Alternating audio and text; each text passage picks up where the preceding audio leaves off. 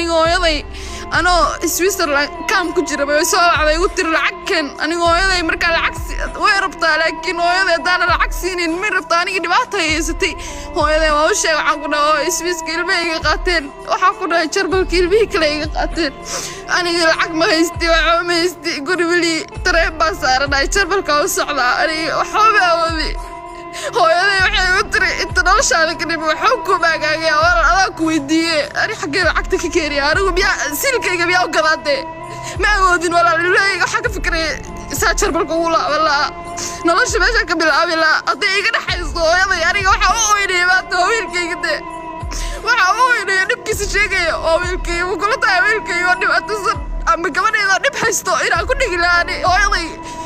بني آدم بابا قلبي كرا أوكي أنا بيبا بشيء كسوقات وياي أنا بعد حالتها كجرو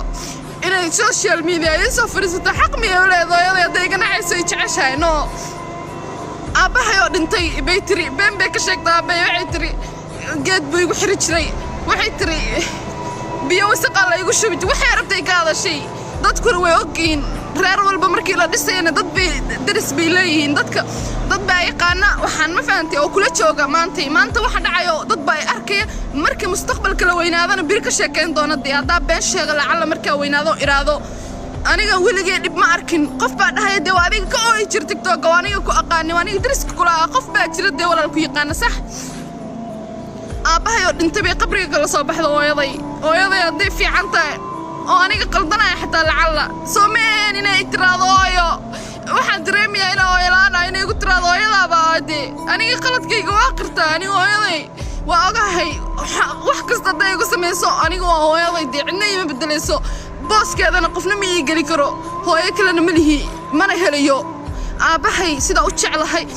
baa u jeclahay laakiin xoogaa waxaan dareemayaa hooyaday inaanan qalbiyan uma dareemay inay hooyaday tahay dee wax aan ku dareemana ma arkin ilaahay baa runta jeclay maanta cunugayga fiiri haddaan ka dhaqaaqo